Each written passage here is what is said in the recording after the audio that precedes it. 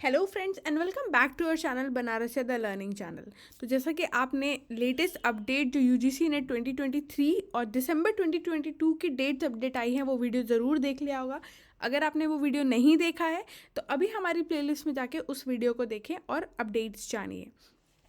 तो जैसा कि आप सब जानते हैं 2023 के लिए और दिसंबर 2022 अटेम्प्ट जो कि फेब मार्च में होने वाला है उसके अकॉर्डिंग हम नेट जेआरएफ की तैयारी कर रहे हैं। तो एक और योग उपनिषद जो कि सिर्फ यूजीसी नेट सिलेबस के पॉइंट ऑफ व्यू से यहाँ बनाया जा रहा है वो है ईशावास्य उपनिषद, जो कि 11 मुख्य उपनिषदों में से सबसे एक पहली उपनिषद है ईशावास्य उपनिषद। उसको आज हम देखने जा रहे हैं। तो हमको इसमें क्या क्या टॉपिक्स पढ़ना है, तो इंट्रोडक्शन, बेसिक एक ब्रीफ क्या इंपॉर्टेंट पॉइंट्स इस उपनिषद में है, अविद्या के बारे में, कर्मनिष्ठा के बारे में, विद्या के बारे में, आत्मभाव के बारे में और ब्रह्म ज्ञान के बारे में हमें इस उपनिषद से पढ़ना है। इंट्रोडक्शन, तो ये उपनिषद जो है वो शुक्ल यजुर्वेद से ली गई है। शुक्ल यजुर्वेद के 40th चैप्टर से, मतलब 40वें चैप्टर से ये उपनिषद ईशावास्य उपनिषद जो है वो ली गई है। ईशावास्य उपनिषद सिर्फ और सिर्फ 18 श्लोकों से बनी है। और एक हमारा जो इम्पोर्टेंट श्लोक है जो कि हम सूर्य आराधना के लिए या कब करते हैं, जब हम सूर्य नमस्कार करते हैं उसके लिए जो है वो इस उपनिषद से लिया गया है। इसके जो 15वां श्लोक है, हिरण्मयेन पात्रेण सत्य स्थापितम मुखम तत्वम पूषणेन प्रावीर्णु सत्य धर्माय दृष्टये, यानी कि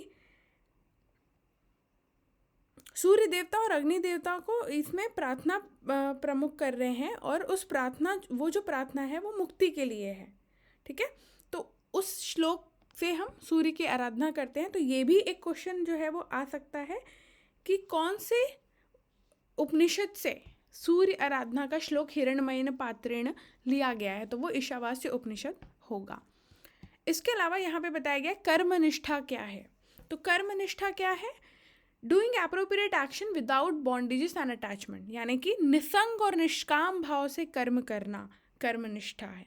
कैसे करना है आप कर्मनिष्ठा, या कर्म कैसे करने चाहिए, but devoting everything and every actions to that supreme god, यानी कि यह सब कुछ वह ईश्वर का है।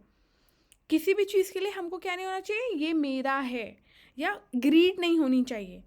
इसीलिए इस उपनिषद में स्टार्टिंग में ही ये बताया गया है ईशावास्यमिदं सर्वम, मतलब ये सब कुछ जो है उस परमात्मा का है और उसी को डिवोट करके, उसी का समझ के हमें इन चीज़ों को यूटिलाइज करना चाहिए, चाहे वो कोई वस्तु हो, प्रकृति हो या कुछ भी हो। और इसके अलावा ऐसी निष्ठा, ऐसा कर्म करते हुए 100 साल तक जीने की इच्छा जो है वो करनी चाहिए। और actions other than this can cause bondages and suffering, और इसके अलावा सारे कर्म जो है वो बंधन में बांधने वाले हैं।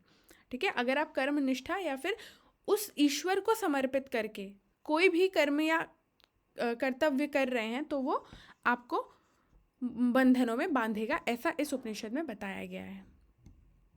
फिर है अविद्या, तो यहाँ पे विद्या, अविद्या, आत्मभाव और ब्रह्म ज्ञान, इन चारों टॉपिक को हमें कवर करना है। तो अविद्या क्या है, तो जो व्यक्ति, ठीक है, those who runs after materialism और भौतिकवाद फॉल्स इनटू डीप सफरिंग, तो जो भी भौतिकवाद और मटेरियलिज्म के पीछे या उनकी उपासना करते हैं वो जो है वो घोर अंधकार में पड़ते हैं। और उससे भी ज़्यादा घोर अंधकार में कौन पड़ता है, या उससे भी ज़्यादा सफरिंग में कौन जाता है, जो स्पिरिचुअलिज्म या अध्यात्म को फॉलो करते हैं। ये आपको सुन के थोड़ा शॉकिंग लग रहा होगा, बट इसकी अंडरस्टैंडिंग आपको नेक्स्ट स्लाइड में मिल जाएगी कि कैसे जो मटेरियलिज्म या भौतिकवाद के पीछे भाग रहे हैं वो तो सफरिंग में जा ही रहे हैं, वो तो बंधन में बंध ही रहे हैं, पर जो अध्यात्म या स्पिरिचुअलिज्म को फॉलो कर रहे हैं वो उससे भी ज़्यादा घोर अंधकार या उससे भी ज़्यादा बॉन्डेजेस में फंस रहे हैं। कैसे, तो वो है विद्या का नॉलेज। ठीक है, विद्या क्या है, यहाँ पे अंडरस्टैंडिंग जो है वो विद्या की थोड़ी सी कंसेप्चुअल है और लॉजिकल है बोलना चाहिए। तो साधक को अंडरस्टैंड विद्या एंड अविद्या टुगेदर इज द रियल विद्या। जो साधक या जो व्यक्ति विद्या और अविद्या दोनों को समान समझता है, एक साथ समझता है, एक साथ उनका ज्ञान व्याप्त करता है, उसी को रियल विद्या है, यानी कि उसी को सही ज्ञान है। क्योंकि अविद्या या मटेरियलिज्म और विद्या स्पिरिचुअलिज्म दोनों का ही इस्तेमाल करके वो जो है इन बंधनों या इन सफरिंग से ऊपर आ सकता है। कैसे? तो विद्या और अविद्या को साथ जानकर अविद्या से मृत्यु को पार कर जाएगा और विद्या या स्पिरिचुअलिज्म से वो अमृत को प्राप्त कर लेगा या उस सुप्रीम नॉलेज को प्राप्त कर लेगा। तो इसीलिए इस उपनिषद में बताया गया है कि विद्या और अविद्या दोनों का साथ में नॉलेज होना ज़रूरी है ताकि आप उस सफरिंग और बॉन्डेज से ऊपर आ सकें। उसके बाद है आत्मभाव। तो आत्मभाव क्या है? When one experience all bhutas or tattvas in atma and experiencing all bhutas in atma tattva helps in overcoming illusion और भ्रम। यानी कि व्यक्ति जो है सब भूत सारे तत्वों को आत्मा में स्थित अनुभव करे, ठीक है, और सभी भूतों में आत्म तत्व का अनुभव करे। यानी कि सबसे पहले क्या करना है? आत्मा में भूतों और तत्वों को एक्सपीरियंस करना है और वाइस वर्सा, यानी कि फिर सारे भूतों में सब कुछ में उस आत्म तत्व का अनुभव करना है, ठीक है। मीन्स आपको एक तरह से यहाँ पे बताया जा रहा है कि सब में ब्रह्म का अंश है, सारी चीज़ों में, और आपकी आत्मा में भी ब्रह्म का अंश है। यानी कि सब कुछ क्या हुआ? ब्रह्म हुआ।